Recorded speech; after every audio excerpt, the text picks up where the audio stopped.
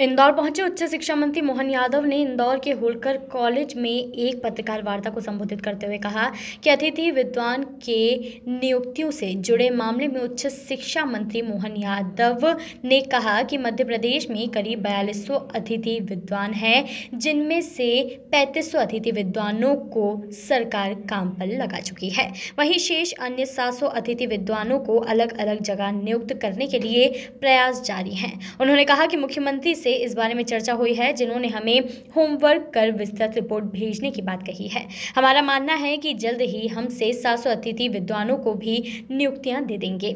उच्च शिक्षा मंत्री ने कहा कि हमने अतिथि विद्वानों को अप्रैल से लेकर जुलाई तक का पैसा दिया है। हमने प्राचार्य को स्पष्ट निर्देश दिए हैं कि अतिथि विद्वान भले ही ना पढ़ाएं, उनके विद्यालय में आने पर उन्हें तनख्वाह दी जाए, उनके जीवन यापन के लिए न्यूनतम धनराशि उन्हें दी जाए। हमने कोरोना काल में भी ज़्यादातर अतिथि विद्वानों को न्यूनतम धनराशि मिल सके, इसकी व्यवस्था सुनिश्चित की है। अतिथि विद्वानों से अन्य व्यवस्था में काम लिए जाने के मामले पर उच्च शिक्षा मंत्री ने कहा कि हम घर बैठे तो किसी को पैसा नहीं देंगे, अन्य स्टाफ भी काम कर रहा है, इसलिए उन्हें भी काम करना पड़ेगा। सभी लोग मिलकर प्रयास करेंगे। उच्च शिक्षा मंत्री ने कहा कि कोरोना के चलते जीवन की गाड़ी नहीं रुकेगी, कोरोना भी रहेगा और काम भी करना पड़ेगा। उन्होंने कहा कि आगामी समय में हमारे 200 महाविद्यालय 20 यूनिवर्सिटी का रूप ले लेंगे। इसमें शिक्षक की गुणवत्ता पर ध्यान दिया जाएगा। छात्र को उचित गुणवत्ता वाली शिक्षा मिले, इसके लिए हमें स्मार्ट क्लासेस बनाए रहे हैं। हमारा प्रयास है कि हमारे ज़्यादातर विश्वविद्यालय एक्सीलेंस में आ जाएं। उच्च शिक्षा मंत्री ने कहा कि हम प्रयास कर रहे हैं कि जल्द ही ऑनलाइन माध्यम से शैक्षणिक सत्र की शुरुआत की जाए और छात्रों को आकाशवाणी, दूरदर्शन और यूट्यूब अन्य ऑनलाइन माध्यमों से शिक्षा देने की शुरुआत की जाए। कैनन न्यूज़ के लिए इंदौर से खुशबू यादव की रिपोर्ट। आपकी जानकारी गलत है। आपकी जानकारी आपकी जानकारी के लिए बता दें, हमारे लिए देवी अहिल्या विश्वविद्यालय बहुत अच्छा है, मैं मानता हूँ, लेकिन देवी अहिल्या के अलावा ग्वालियर विश्वविद्यालय उसका भी ए ग्रेड है, भोपाल विश्वविद्यालय उसका भी ए ग्रेड है। हमारे भोपाल का स्वशासी ऑटोनोमस जो हमारा कॉलेज है, एक्सीलेंस कॉलेज, वो A+ में है। तो जहाँ जहाँ भी हमारे प्रयास है, उज्जैन हो, इंदौर हो, भोपाल हो, ग्वालियर हो, और जैसे मैंने कहा कि अब आने वाले समय में तो हम चाहेंगे 20 एक्सीलेंस कॉलेज हमारे A+ में जाए, और जो बाकी बचे हुए 200 कॉलेज को हम इस तरह से लाना चाह रहे हैं जो एक तरह से उच्चतम गुणवत्तापूर्ण हो जाए। बाकी भी जो कॉलेज शेष बचेंगे वहाँ पर भी जो न्यूनतम आवश्यकता उस सबकी पूर्ति करते हुए शैक्षणिक माहौल को सुधारने का हमने टारगेट लिया है। मुझे इस बात के लिए थोड़ा सा कष्ट भी है कि कुछ शासन की व्यवस्थाओं में जो हमारे व्यवधान है, जैसे प्रमोशन करने में अभी जो कोर्ट के कारण से हमारे हाथ बंधे हैं, हम उम्मीद कर रहे हैं कि ये कुछ मसले हल हो जाएंगे तो हम सामान्य रेगुलर भी भर्ती करके उन सारी बातों का समाधान कर लेंगे।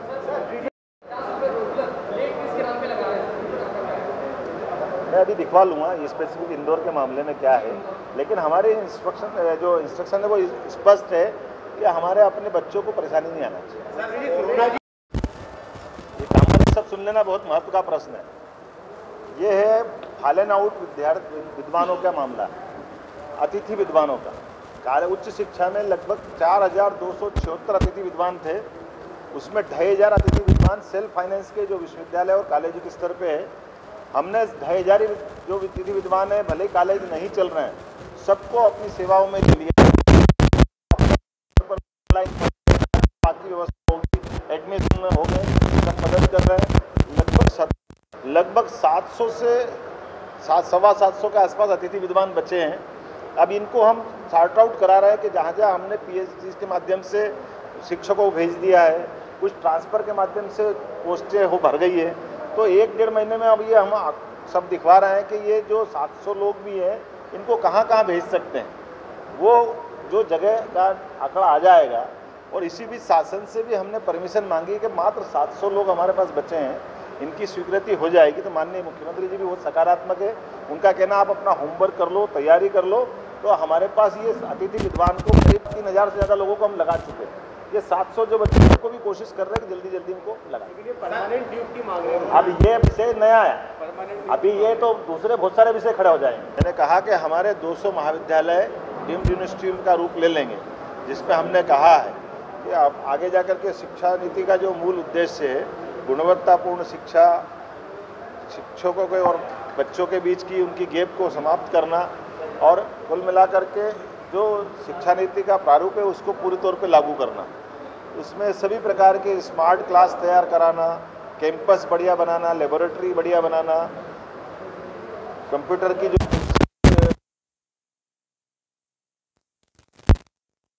जो जिस प्रकार की आवश्यकता होगी वो हम सब देने के लिए तत्पर है। और कुल मिलाकर के बच्चों को कैंपस में आने के बाद उसको परिपूर्ण शिक्षा मिल जाए, ऐसा प्रयास करें। आपने कभी ऐसा दौर देखा कि कॉलेज इस स्थिति में जब विसंगतियां तमाम है कि किसी को जनरल प्रमोशन दिया जाए, किसी को नहीं दिया जाए, ये बड़ी समस्या आ रही है कि कैसे छात्र कॉलेज आ पाएंगे, आगे क्या होगा? देखिए, ये कोरोना का संकट हमने प्राकृतिक रूप से झेला है। किसी के करे से हमको मालूम है चाइना जैसी जगह से ये बीमारी पैदा हुई थी, और कुल मिलाकर के खाली शिक्षा नहीं, बाकी सारे समाज में पूरे देश का पूरे विश्व प्रभावित हुआ। लेकिन इसके बावजूद भी अब इससे निपटना पड़ेगा, जो भी जैसा भी। इसीलिए मैंने कहा कि हायर एजुकेशन ने इस बात को तुरंत समझा कि हमारे लिए अभी इस कोरोना के कास्ट में भी हमारी लाइन ठीक चले, हमारी दिशा ठीक रहे, जो शैक्षणिक माहौल है वो बना रहे। इसी कारण से हमने हमारी शिक्षा नीति के आधार पर ही परीक्षा अनाउंस की, जिसमें हमने कहा कि हमारे पास यूजीसी ने गाइडलाइन दी है कि सितंबर माह में फाइनल ईयर के बच्चों को जनरल प्रमोशन देने वाला कोई विषय नहीं बनना चाहिए, परीक्षा होना चाहिए। और मुझे खुशी इस बात की है कि जो मध्य प्रदेश ने स्टैंड लिया था, अंततः कई राज्यों ने कहा था हम तो जनरल प्रमोशन दे देंगे, हम परीक्षा नहीं कराएंगे। उनको परीक्षा कराना पड़ रही है, और उस परीक्षा के पैटर्न को भी अधिकतर मध्य प्रदेश की एग्जाम पॉलिसी को ले रहे हैं। तो जो फर्स्ट ईयर सेकेंड ईयर के विद्यार्थी हैं उनको जनरल प्रमोशन, जो फाइनल के विद्यार्थी है या पीजी फाइनल के विद्यार्थी है, सेमेस्टर में भी है, तो उनकी एग्ज़ाम हम कराने जा रहे हैं। और उनके लिए भी जो घर से मान लो लिख रहा है, तो ऐसा नहीं कि मर्जी आ जो दे नंबर उसको, इसका भी पैटर्न बहुत साफ है कि 2 साल के फर्स्ट ईयर सेकेंड ईयर के जो मार्क्स उसको मिलेंगे, उसके एवरेज मार्क्स, और इस साल जो वो परीक्षा घर से भले लिख के लाएगा तो उसके भी 50% मार्क्स, अर्थात फर्स्ट ईयर सेकेंड ईयर में बच्चा अगर सेकेंड क्लास है तो फाइनल में भी वो सेकंड ही रहेगा। अगर वो फर्स्ट क्लास है फर्स्ट ईयर सेकेंड ईयर में, तो इसके आधार पर वो फर्स्ट क्लास का बच्चा बनेगा।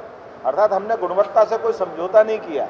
और ये जो घर पे भी जिनको क्वेश्चन दे रहा है, वो क्वेश्चन में भी ऑब्जेक्टिव टाइप और कुछ इस टाइप के क्वेश्चन है जिसमें उसको किताब तो पढ़ना ही पड़ेगी। और ये बता दें कि मतलब ओपन बुक के आधार पर भी कई बच्चे फेल भी होंगे। इसलिए पढ़ाई के मामले में, गुणवत्ता के मामले में हमने कोई कॉम्प्रोमाइज़ नहीं किया है। इसी के साथ साथ हमने प्रयास किया है कि हमारा जो सेशन अगला कोरोना के कारण से जो बीच में अवकाश होगा, तो हम बीच के सारे अवकाश खत्म कर रहे हैं। अर्थात दिवाली दशहरे के बाद के अगर सामान्य समय रहा तो अक्टूबर के बाद से हमारी सारी क्लासें जो अपना हमने अभी तक कल्पना की है नॉर्मल करने की दिशा में कोशिश करेंगे, और ठीक समय पे हम परीक्षा करा के अगला सेशन भी ठीक टाइम पे चालू कर देंगे। एडमिशन बराबर हो जाए।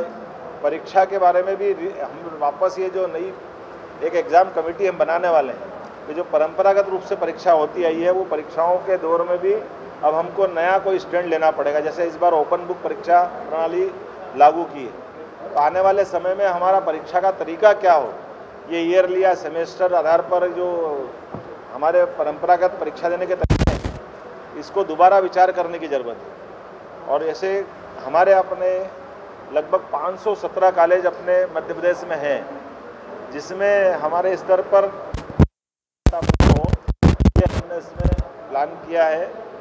उम्मीद कर रहे हैं हर संभाग में एक एक्सीलेंस कॉलेज हो जाए। ये नई शिक्षा नीति के आधार पर 2035 तक विश्वविद्यालयों का भी स्वरूप बदल जाएगा। वो अब शोध संस्थान बन जाएंगे, और जो महाविद्यालय है वो डीम्ड यूनिवर्सिटी का रूप ले लेंगे, अर्थात वो अपनी परीक्षा कराएंगे, अपनी डिग्री देंगे। तो हम उस नई शिक्षा नीति के हिसाब से उच्च शिक्षा विभाग को पूरे तौर पर तैयार कर रहे हैं कि वो अपनी नई शिक्षा नीति इसी साल से लागू करते हुए, यशस्वी मुख्यमंत्री जी ने भी हमको इस मामले में पूरी छूट दी, और हमने कोशिश की है कि हम कदम से कदम मिला करके जो नई शिक्षा नीति का मूल उद्देश्य बच्चों को उच्चतर शिक्षा में गुणवत्तापूर्ण शिक्षा, उनकी इच्छा के हिसाब से शिक्षा और शोधपरक शिक्षा दें, प्रयास कर रहे हैं कि वो सब चीज़ें लागू हो जाए। मेरा लगभग ये 5वें विश्वविद्यालय में दौरा है, जिसके माध्यम से हमने कोशिश की है कि हमारे अपने इस कोरोना काल के कारण से प्रभावित होने वाले सत्र में जितना बन सके हमारे से हम अपनी व्यवस्थाओं को रेगुलर करें। उनके अंदर की व्यवस्थाओं में सामान्य करते हुए अगला सेशन जो हमारा चलने वाला है, उस सेशन को भी बगैर सिलेबस में काट छाट करे, उस सिलेबस को सामने रखते हुए अगला सत्र भी सुधारें। मुझे खुशी इस बात की है जो वर्तमान के दौर में जैसा जो यूजीसी की गाइडलाइन थी, उस यूजीसी की गाइडलाइन के हिसाब से हमने अपनी परीक्षा अनाउंस की। यूजी और पीजी दोनों मिला के लगभग 6 लाख स्टूडेंट हमारी परीक्षाओं में बैठे हुए हैं। जैसे उदाहरण के लिए देवी अहिल्या विश्वविद्यालय में औपचारिक प्रणाली से हमने ये जो नवीन तरीके से परीक्षा ली है, ये परीक्षा की भी हमने एक तरह से जो विधि है वो यूजीसी की गाइडलाइन के हिसाब से भी है, और सुप्रीम कोर्ट ने भी हमारी अपनी स्टैंड को जो हमने कहा था कि हम एग्ज़ाम लेंगे, उस बात को माना है। लगभग 13 राज्यों ने हमारी कॉपी की नकल की, हमारी परीक्षा प्रणाली की नकल की। उसमें कलकत्ता, बंगाल सहित कई राज्यों ने मध्य प्रदेश को फॉलो किया है। इस साल 5 अगस्त से हमने हमारा नया सत्र चालू कराया है, जिसके माध्यम से बोर्ड एग्ज़ाम के बाद क्लास प्रथम वर्ष में जिनको यूजी पीजी के एडमिशन लेना है उनको ऑनलाइन परीक्षा चालू कराई है, प्रवेश प्रारंभ कराया है। लगभग 7 लाख विद्यार्थियों के लिए हमने परीक्षा की इस प्रवेश में भागीदार बनाया। 4.5 लाख लोग 10 तारीख तक अलग अलग प्रकार से अपने आवेदन कर चुके हैं। लगभग 2 लाख के नज़दीक बच्चों ने अपनी सीटें फाइनल कर ली।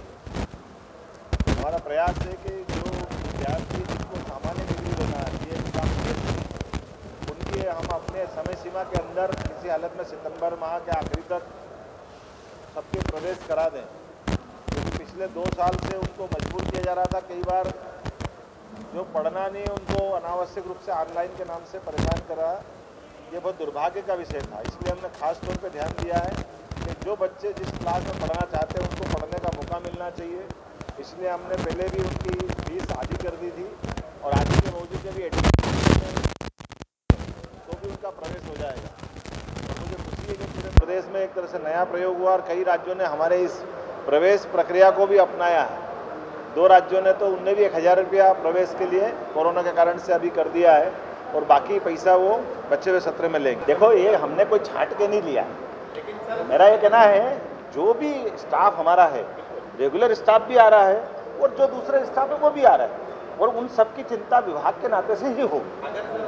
मेरी बात सुना, वो कोई देखो भैया, ये मेरा ऐसा कहना है, अगर हम 30,000 रुपये महीना दे रहे हैं तो क्या घर बिठाएंगे भैया? हमको तो उनको जो हमारे विभाग में काम लेना है, हमारे रेगुलर स्टाफ भी कर रहा है, वो भी करेंगे, सब मिलकर काम करेंगे। अब इसका तो कोई उत्तर नहीं ना, इसका क्या हल है?